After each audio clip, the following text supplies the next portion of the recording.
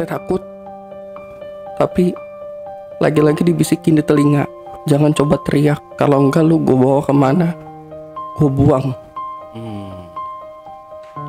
Itu sakit banget rasanya.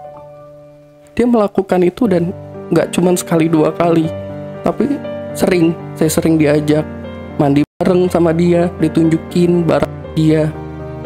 Saya cuma mau ngabarin mama meninggal. Gue gak bisa ngomong apa-apa lagi. Di situ gue cuma bisa nangis. Gue ngerasa nyesel atas apa yang udah gue lakuin. Gak berhenti dulu. Tapi ada juga yang kurang ajar, Bang. Gak minta disep. Tapi KGUB ya. KGUB. Apa itu KGUB? Kena gigi uang kembali.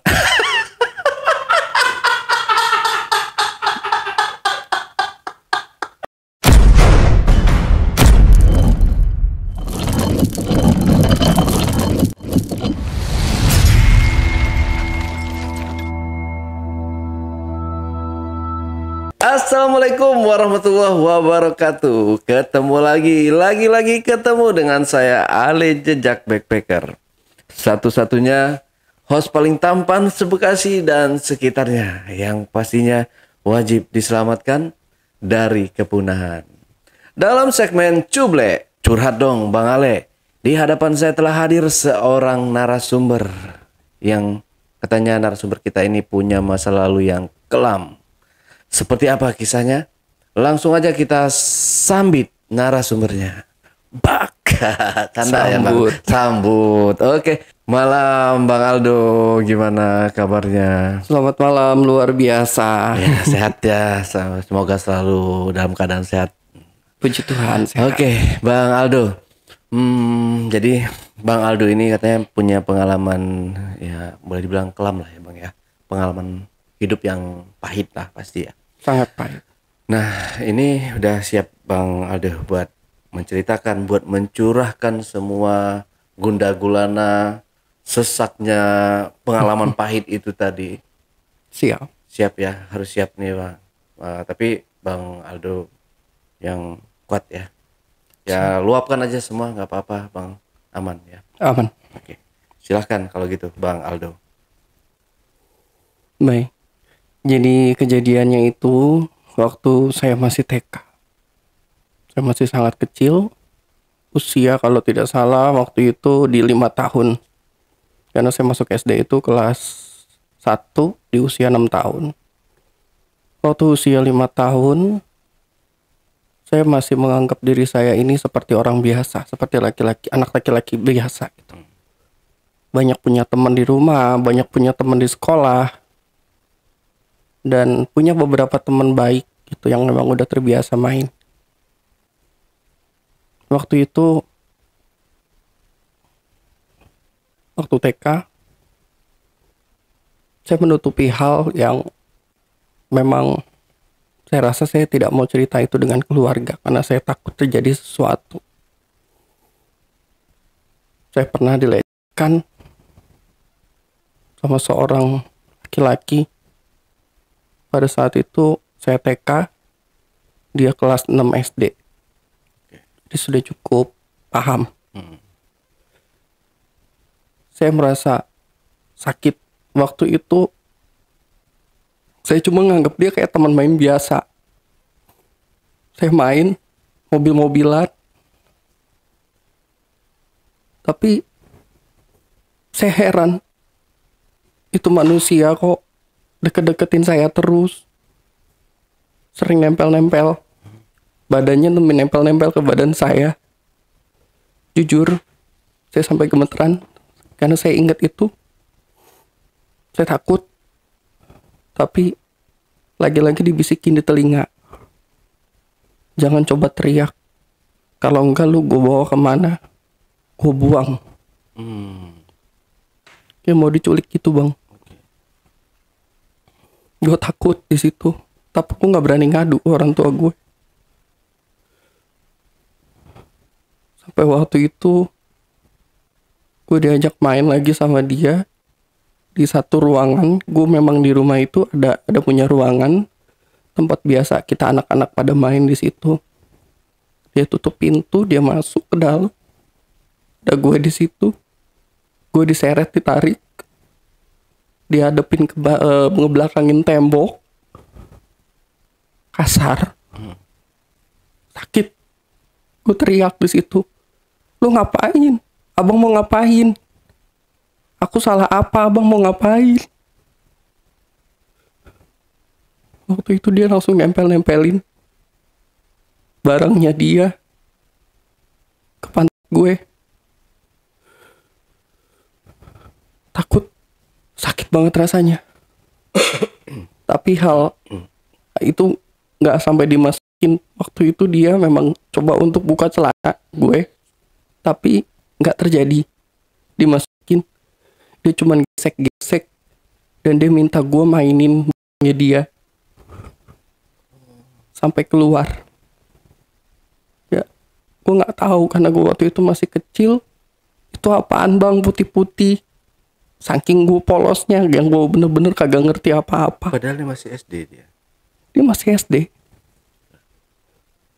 Gue juga nggak ngerti. Itu dia ada pikiran kayak gitu itu dari mana gitu. Saya juga nggak ngerti.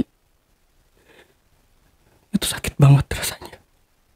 Dia melakukan itu dan nggak cuman sekali dua kali. Tapi sering. Saya sering diajak mandi bareng sama dia. Ditunjukin barang dia. Nih, lo lihat nih punya gue. Kata dia. Ini enak tahu. Terus gue bilang, ini gila ya. Jangan dong bang, gue takut. Gue bilang, gue nggak mau. Dari situ, akhirnya Tuhan baik sama gue. Nggak lama, dia di take out sama keluarga gue. Tapi bukan karena gue buka kejadian itu depan keluarga gue, tapi emang karena ada suatu masalah dengan bapaknya dia. Dikeluarin. Dan dulu rumah gue itu kos-kosan. Gue pemilik kos-kosan di situ bang. Jadi dikeluarin, aman dong, udah nggak terjadi apa-apa kan. Tapi gara-gara hal itu, gue ngerasa gue udah dilecehin, gue terpuruk waktu TK. TK selesai, gue masuk ke tahapan SD, sekolah dasar. Rasanya dari SD awal pertama masuk, itu kayak masuk di neraka. Karena gue gak dibully. Gue jadi korban bully temen-temen gue. Dengan reason, temen-temen gue yang deket sama gue identik dengan perempuan. Baci katanya. Kalau banyak lu gaul sama cewek, nggak gaul sama cowok. Hahaha, dasar anak baci. Gue sakit digituin. Gue nggak mau balas.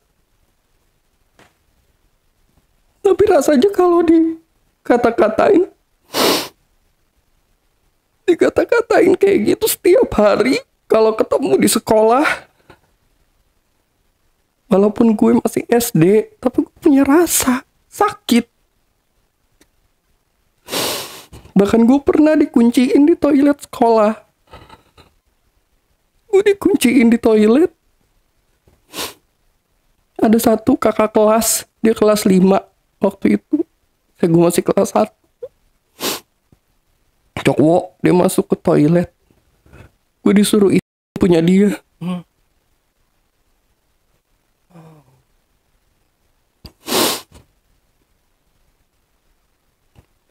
Rasanya kayak mau muntah.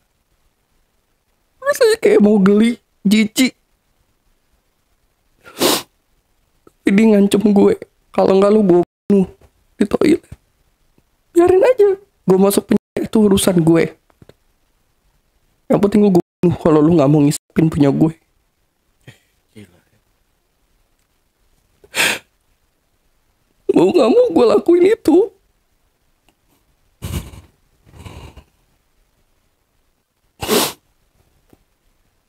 Setelah itu gue dibebasin. Sekolah lagi seperti biasa. Selama 6 tahun. 5 tahun. Gue 5 tahun di SD yang pertama. Sampai akhirnya 5 tahun itu gue ngedon. Jadi kayak Nilai ulangan gue jelek-jelek semua. Karena gue gak fokus. Ditambah lagi karena gangguan-gangguan itu. Sering teman-teman ngebully. Sakit banget rasanya, sakit. 5 tahun gue keluar, gue putusin sama nyokap. Ma, aku mau pindah sekolah aja. Aku udah gak nyaman di sana. Emang kenapa? Kamu kan nilainya bagus. Enggak mau mah. Aku gak mau. Aku gak bisa pinter di sana. Aku mau pindah. Akhirnya pindah. Mama ngurus masuk sekolah baru. Kelas 6 SD. Di situ aman-aman aja. Nggak ada kejadian aneh-aneh. Sampai lulus. Masuk ke SMP. Di SMP gue punya temen banci, tapi dia baik, dia nggak pernah ngusil orang, dan dia nggak pernah ngutak-atik saya. Gue nyaman berteman sama dia. Ya kita makan bareng, ke kantin bareng, cerita-cerita, kita ngobrolin apa aja. Kalau dia lagi sedih, dia curhat ke gue. Rasanya nyaman, gue dibikin happy gitu ya. Jadi gue gak ada yang namanya takut gue diapa-apain sama dia. Enggak, justru gue kayak ngerasa gue diprotek, gue dilindungin sama dia. Nah, gara-gara itu waktu itu teman SMP gue ikutan ngebully. Ih kok lo gaulnya mau sih sama perempuan, sama bayi lagi lo gaul. Kata yang cowok-cowok. Kayak gue ngerokok, kata dia. Gue ngerokok, gue minum, kata dia. Tuh gue bilang, lu jangan ngusilin gue deh. Gue gak pernah ngutak-ngatik hidup orang. Jadi lu jangan pernah ganggu gue. Mau gue gaul sama cewek, mau gue gaul sama siapapun, suka-suka gue dong. Gue bilang gitu. Akhirnya udah, mereka diem tuh. Sampai, jujur ya bang, SMP sampai SMA, gue gak diizinin sama keluarga gue buat pacaran. Sekedar cinta monyet pun juga tidak boleh. Dilarang besar. Gue ngerasa gue kan udah ditinggal orang tua ya. Dari waktu gue kelas 3 SD. Bokap, papa kecelakaan itu sama gue. Gue udah ngerasa terpuruk di situ. Ditambah lagi korban bully. SD, SMP, sampai dengan SMA pun gue masih ngerasain bully itu. Dimanapun gue berada, selalu gue dibully, gue diejek, gue dibilang benci, gue dibilang manusia aneh, manusia planet. Padahal gue gak pernah nyakitin mereka. Gue gak ngerti. Selesai SMA, lulusan, gue udah dewasa. Gue mutusin untuk kerja. Pada saat lulus SMA, hubungan gue sama keluarga gue itu gak harmonis bang. Gue gak harmonis. Apalagi sama adiknya nyokap, gue panggilnya tante. Tante gue itu overprotective. Dia banyak ngatur hidup gue. Udah lulus SMA, gue gak boleh pacaran lagi, gak boleh ngerokok, gak boleh ini, gak boleh itu. Intinya sih ada beberapa yang positif, tapi ada juga yang negatifnya. Sedangkan anak-anak lain itu kan pasti lulus SMA, udah pasti mulai pacaran, mulai tahu perempuan. Ini gue bener-bener diatur sama sekali, gak boleh. Waktu itu gue keluar dari rumah. Lulus SMA, gue mutusin untuk ngekos sendiri.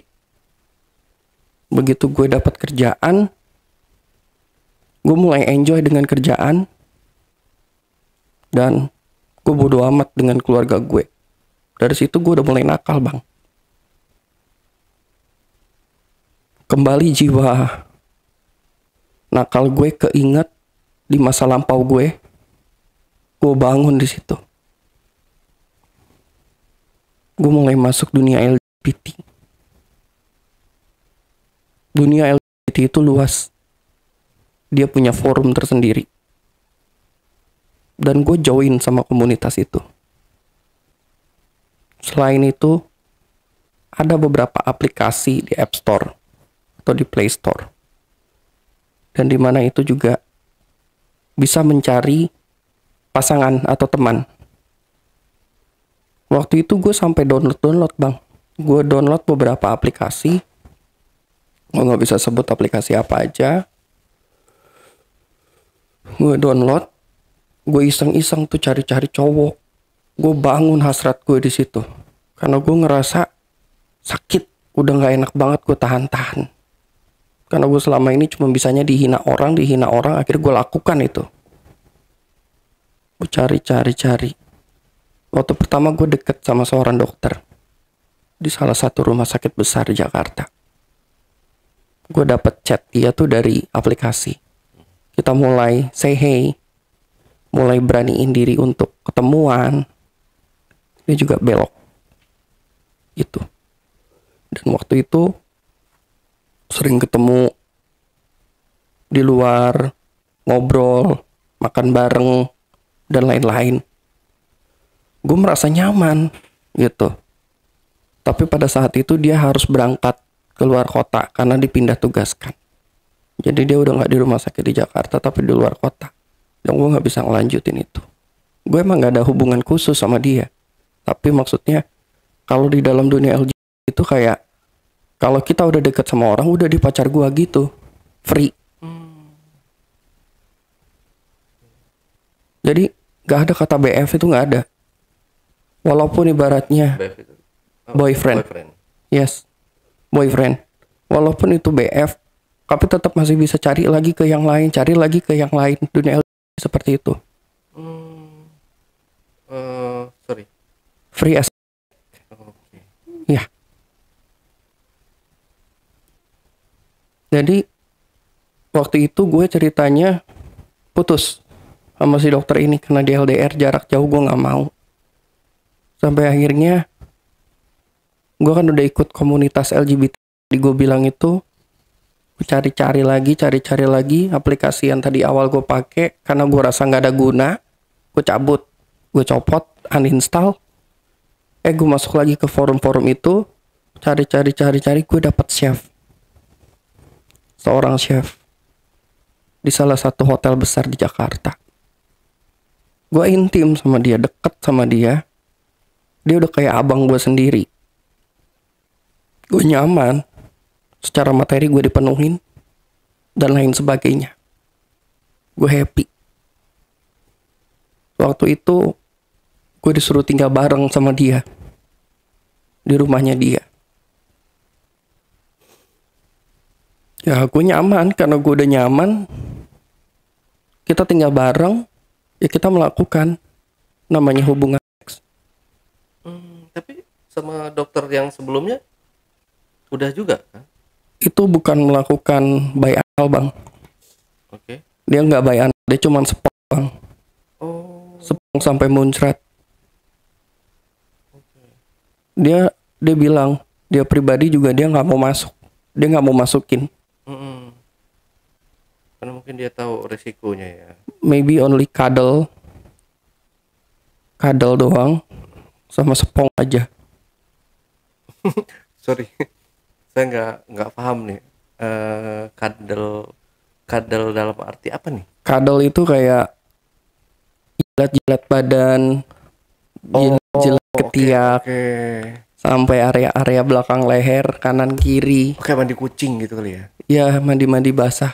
Oke. Seperti itu. Oh, itu namanya kadal? Iya. Oh, itu bahasa Inggris ya? Iya. Oh, bahasa Inggris ya? Itu kadal. Oh iya bener. Oh. sorry.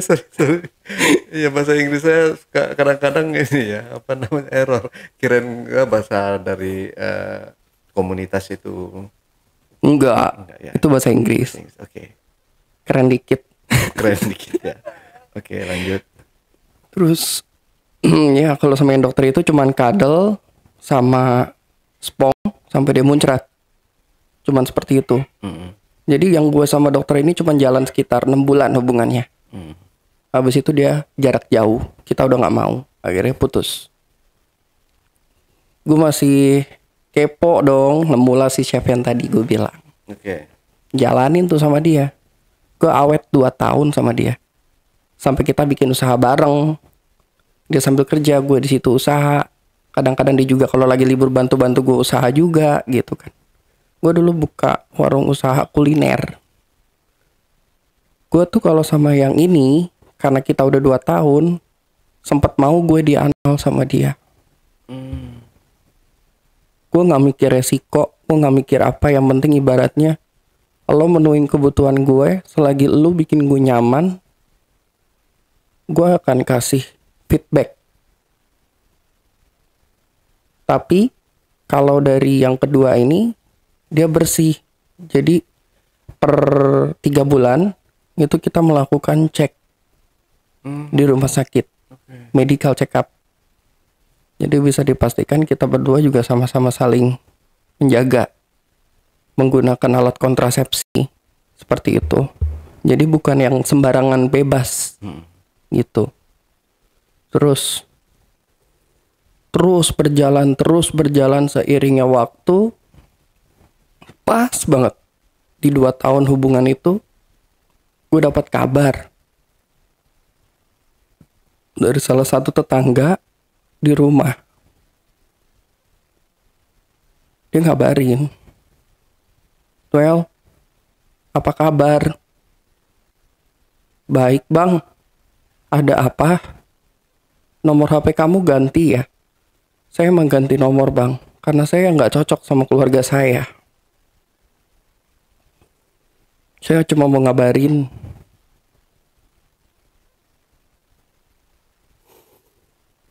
mama meninggal."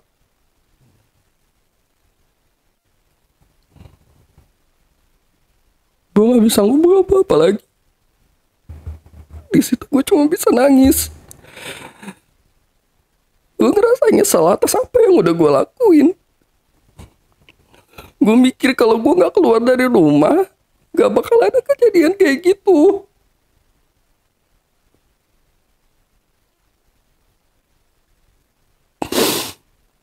Bahkan sampai nyokap gue meninggal, itu keluarga gue gak mau ngasih tahu di mana makam dia. Dia cuma bilang itu ada di TPU Pondok Rangon, tapi gue gak tahu titiknya di mana.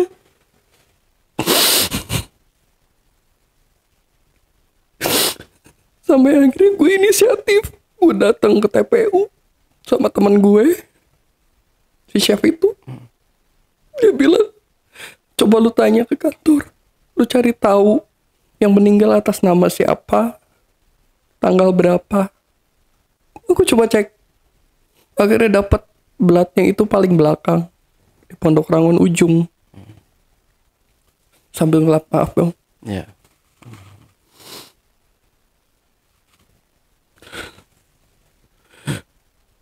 Pas nyampe di makam belat belakang 107 kalau tidak salah, itu gue merinding. Gue nggak bisa nyari ketemu makam nyokap gue di sebelah mana, karena begitu banyak makam di sana yang begitu panjang dan lebar. Gue cuma doa, "Tuhan, gue tobat, gue nggak mau kayak gini lagi, tapi please tunjukin di mana nyokap gue. Gue kangen sama nyokap gue. Dari gue lulus SMA, gue kabur dari rumah, gue bandel, gue liar, gue akuin salah gue. Tapi please tunjukin di mana nyokap gue." Akhirnya gak lama gue denger suara nyokap gue. "Mama di sini nak." Gue nengok ke belakang. Persis di belakang gue itu nyokap gue, makamnya.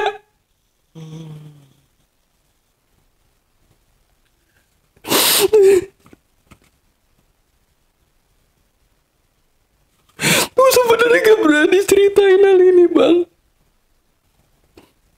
tapi gue cuma pengen kalian semua yang ada di luar tahu resikonya. Jangan sembarang ngambil tindakan. Karena rasanya ditinggal nyokap sama bokap itu sakit banget. Gue tulang punggung. Gue gak punya adik, gue gak punya kakak. Gue tunggal.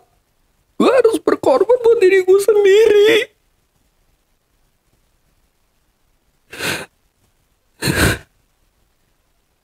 Saat itu gue nyaris gila.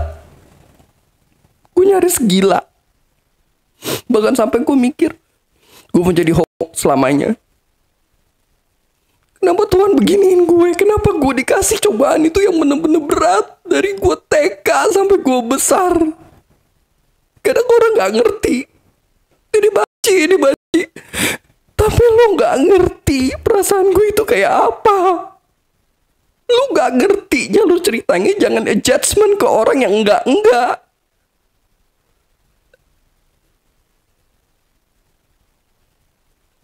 Jangan kasih judgement yang enggak kalau lu nggak pernah tahu karakter orang itu.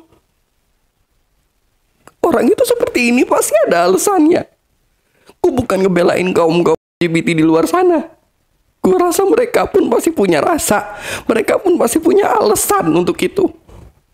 Kenapa bisa terjadi seperti itu?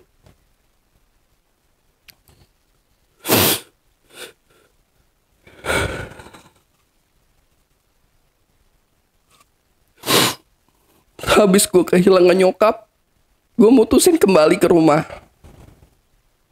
Gue pulang ke rumah keluarga. Gue udah gak mau ngekos lagi. Di situ gue ngerasa udah gak ada guna. Gue pengen fokus kerja aja. Gue dapat perusahaan yang lumayan enak. Kerjanya cuma emang masih di mall-mall aja. Salah satu mall besar di Jakarta dengan suatu brand kosmetik. Gue makin bukan ngerasa gue makin benar gitu bang. Gue malah ketemu sama atasan-atasan brand tersebut yang belok juga.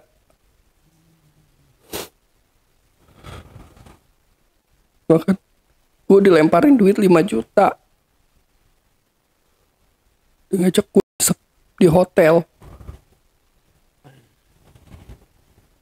Sama atasan? Ya. Satu brand. Gue kasih lo 5 juta. Masih ada brandnya sampai sekarang? Masih.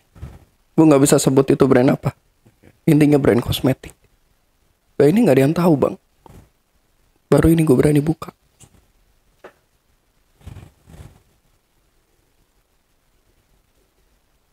Kenapa gue bilang Tuhan nyokap gak ada. Kenapa gue bukan makin bener. Kok gue malah dikirimin lagi makhluk-makhluk kayak gitu. Karena gue sakit, gue masih ngerasa terpukul, mungkin gue masih terpuruk di situ bang. Terpaksa gue lakuin lagi. Kurang lebih 2 tahun gue melakukan hal seperti itu, tapi gue tetap medikal. Gue tetap jaga kesehatan gue. Jangan sampai gue kena 3 huruf itu. Sampai akhirnya waktu itu gue bener-bener 100% bertobat. Gue ke gereja, gue doa, gue minta ampun sama Tuhan. Gue minta Tuhan pulihkan saya. Saya gak mau kayak gini. Saya capek Tuhan. Dari SD saya dibully. Saya dilecehkan sama orang. Cukup sampai di sini. Sampai orang tua saya sudah dipanggil. Udah gak mau lagi. Udah cukup Tuhan. Jangan kasih aku cobaan ini lagi. Saya udah gak kuat. Waktu itu gue fokus kerja. Sampai akhirnya Tuhan baik. Gue dipertemukan dengan satu perempuan cantik,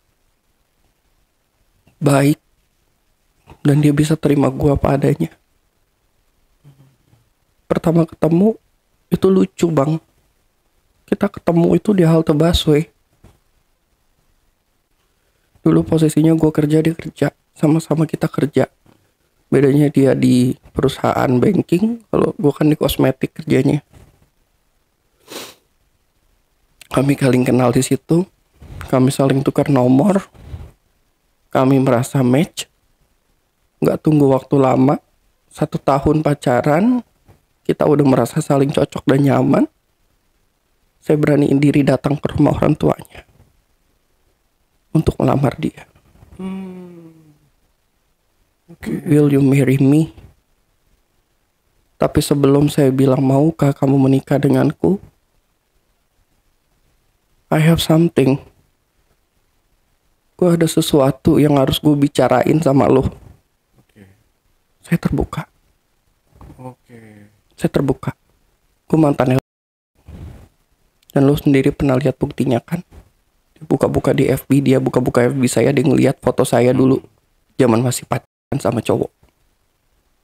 Saya nggak takut. Kenapa saya nggak takut? Saya punya tekad. Saya punya hati. Saya mau berubah. Karena keputusan itu cuma ada di badan kita sendiri, di tangan kita sendiri, bukan di tangan orang. Orang taunya a judgment. Orang taunya ini orang buruk, gak pantas, gak layak. Apaan ini pendosa? Nothing somebody is perfect in the world. Gak ada manusia yang sempurna di dunia ini. Kesampingkan aja yang kayak gitu. Jadi sebenarnya sampai sekarang itu kita udah nikah 6 tahun. Oh, masih sampai sekarang? Iya. Oh, alhamdulillah ya. Alhamdulillah. Puji Tuhan. Puji Tuhan. Salah lagi kan. Oke. Puji Tuhan. Berarti dia jawab oke. Iya. Dia bakal mau menerima Yes. padanya gitu. Dia bisa terima saya apa adanya dan saya sangat mencintai dia. Sampai saya mati. Udah punya anak? Puji Tuhan. Belum. Belum. Tapi pernah 2 kali gagal. Keguguran. Kadang ada rasa kecewa. Tapi ya enjoy. Saya menghadapi itu dengan santai. Mungkin ada masanya suatu saat akan Tuhan kasih.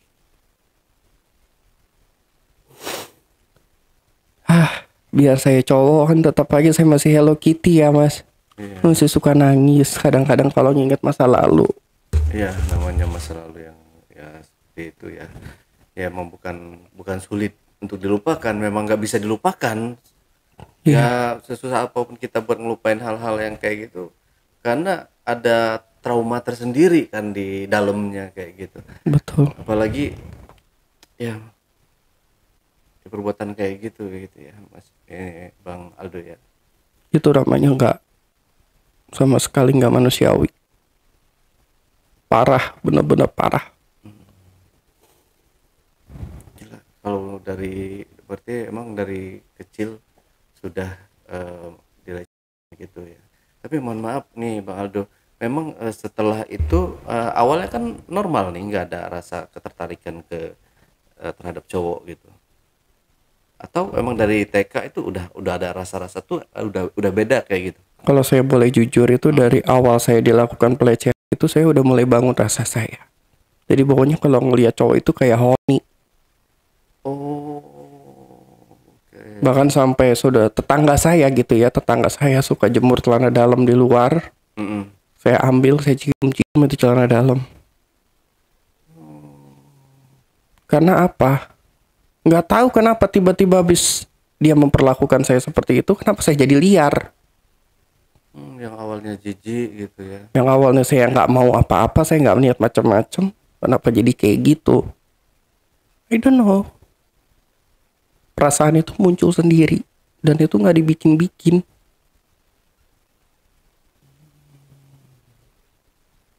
Akhirnya setelah ya SMA itu tadi liarlah si Bang Aldo mencari oh gue ternyata selama ini kayak gini gitu.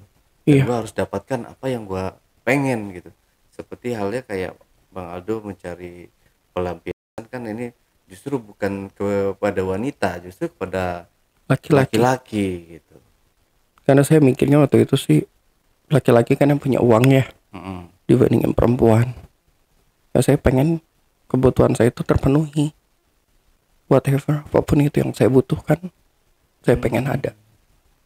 Tapi waktu sama si Sep ini berarti kan itu pernah melakukan lewat Belakang.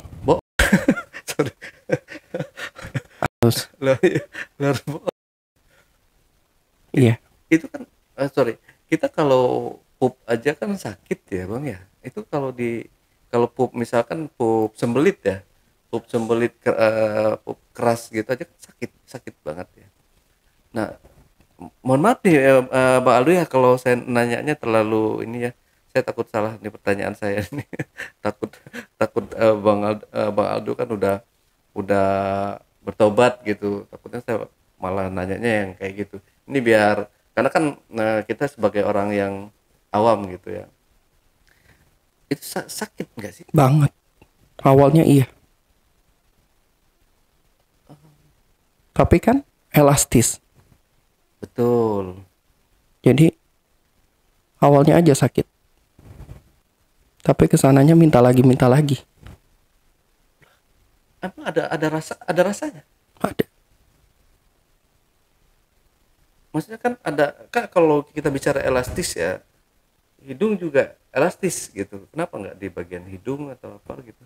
Gak muat kalau di hidung. Bukan terlalu polos ya? Apa gimana ya? Ya kan, Kalau di hidung kayak gak muat bang. iya. Oh iya ya, hidung nggak muat ya. Atau di betis misalkan kayak gitu, betis tangan kan betis kan bentuknya kayak gini ya, di tangan gitu. Bisa dijadikan bahan juga kan itu. Lebih Ukuran. enak aja pada saat itu. Oh, Punya sensasi tersendiri. sorry, berarti punya bolnya apa sih? Sorry kalau apa namanya berarti Bang Aldo nih yang dimasukin. Iya. Oh, berarti Bang Aldo jadi ininya cewek gitu ya. Boti. Iya boti. Boti. Kayak gue inget Iis Dahlia. Lagu boti. Happy sekali. Boti. Enak rasanya. Enak lagi. Penyanyi yang dinyanyiin dulu kan ada kan sebelum sebelum nama Boti ini keluar itu kan dari roti namanya itu. Yang iklannya Iis Ini Dahlia. beda. Iya kan. Ini beda. Beda konsep bang.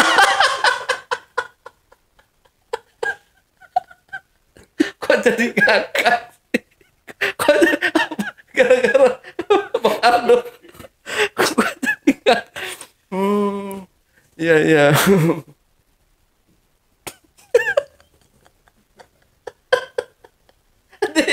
Diam. Gak usah ketawa, gue biar gak berhenti dulu. Tapi ada juga yang kurang ajar bang. Ada yang kurang ajar. Kayak minta disep. Tapi KGUB ya. Apa? Dia bilang KGUB. KGUB. Apa itu KGUB?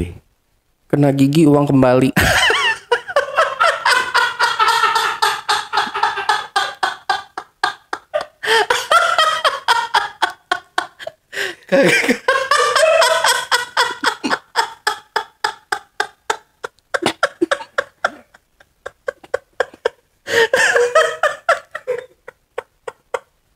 KGUB anjir. Anjir ya Allah.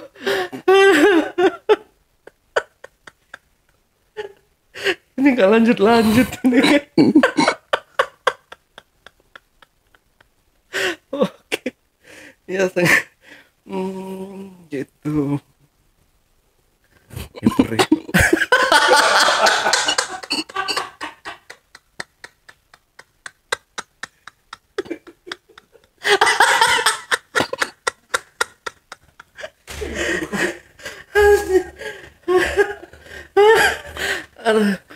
Gue tarik nafas dulu. Sorry penonton kebablasan ya.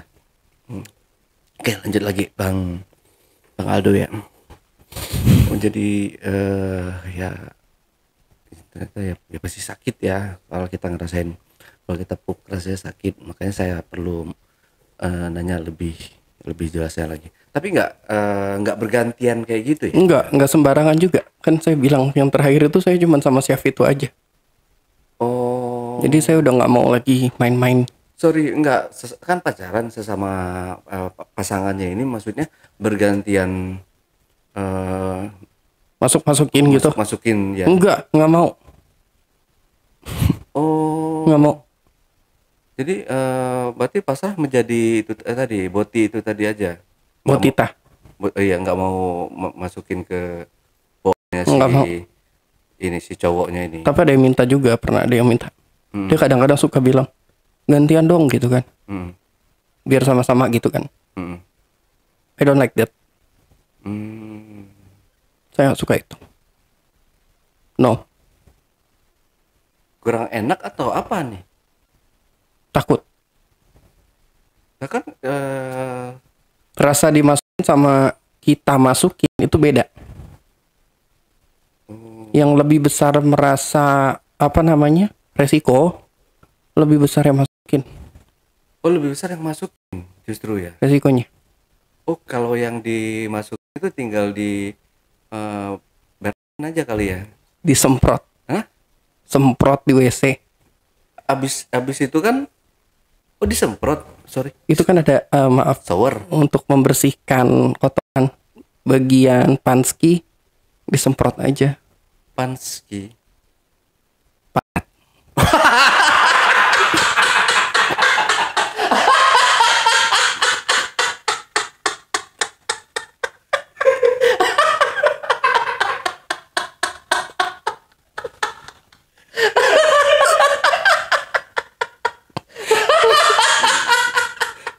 Ketawanya jangan panjang-panjang, tuh bayarannya lebih loh.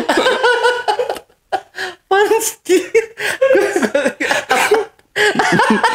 Itu gue diajarin sama makhluk-makhluk itu tuh waktu itu. Oh, ada alat pembersihnya. Iya, Bukan enggak maksudnya buat cebok itu loh, oh shower. shower. Itu dimasukin ke dalam box. Enggak, semprot aja gitu. Kan itu kenceng. Lah kan kalau Ya kan kalau kalau udah poh gitu kan langsung masuk air ke dalam, dibersihin lagi. oh Asal kalau yang dimasukin itu kita nggak gonta-ganti orang. oke, berarti karena udah longgar itu tadi. Bukan longgar sih, tapi jebol. Tapi saya merasa bersyukur dengan kehidupan saya yang sekarang. Istri saya tahu dulu saya mantan seperti itu, tapi dia terima saya apa adanya. Dan saya benar-benar ngejaga kepercayaan itu. Jadi puji Tuhan, semua sudah baik-baik saja. Alhamdulillah ya, Bang Aldo. Ya, pelajaran ya untuk kita semua ya, bahwa kita sebagai orang tua ya, kalau yang punya anak nggak laki-laki nggak perempuan sama aja sebenarnya. Ya jauhkan dari hal-hal bullying gitu tadi. Jauhkan, selalu jaga anak-anak kita. Jangan sampai jadi korban bully dan jangan sampai juga dia membuli orang atau membuli teman-temannya, karena resikonya traumatisnya itu sampai besar, sampai tua. Betul. masih selalu diingat gitu, traumanya yang nggak bisa hilang gitu, trauma mendalam. Makanya hati-hati sekali ya kita yang namanya punya anak, yang nggak cewek nggak cowok sama aja sebenarnya sekarang itu. Udah parah sih di lingkungan sekolah, rata-rata mereka punya geng-gengan, geng ini, geng itu gitu, kelompok ini, kelompok itu. Jadi masing-masing mereka saling membuli. Ya ironis ya. Mudah-mudahan anak-anak kita semua dijauhkan dari hal-hal seperti itu. Nah, berarti ya Bang Aldo sudah, ya alhamdulillah ya, puji Tuhan sudah tidak melakukan ya itu tadi ya, dan sudah mendapatkan istri yang soleha. Ya, betul. Apa kalau dalam sebutannya selain itu soleha nonis, orang yang beragama ya gitu ya. Masa jangan solehot ya. Oke. Ya mudah-mudahan Bang Aldo kita doakan selalu ya. Amin. Tetap istiqomah. Kalau sebutan dalam muslim sih sebutannya tetap istiqomah gitu Bang. Tetap dalam pertobatan. Iya, tetap dalam pertobatan, jangan sampai kembali ke laptop. Pokoknya jangan sampai kembali ke lembah hitam itu tadi ya, apalagi sampai diubek-ubek lagi mataharinya. Sayang ya. Kasihan. Saya udah pakai pupuk lagi kok. udah ini lagi ya. Udah subur lagi ya. Kalau pakai pupuk gitu. Menciut. Oh, menciut dia. Ya.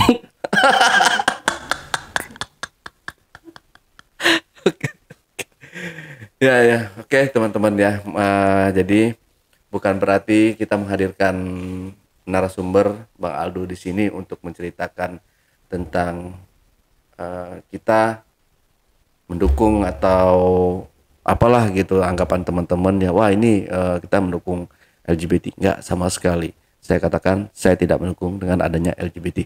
Tapi ini untuk menjadikan apa namanya Motivasi. motivasi untuk kita semua ya, bahwa banyak di sekitar kita itu mungkin orang-orang yang kita sayangi, atau mungkin tetangga kita, orang depan rumah kita, orang ini kita nggak tahu dulunya mereka itu seperti apa, dulunya mereka menjadi korban bully atau masa masa lalunya sangat kelam gitu. Dan jangan juga menyangka kita menyebar aib ya di sini. Ya anggap aja hiburan lah teman-teman ya. Itu tadi.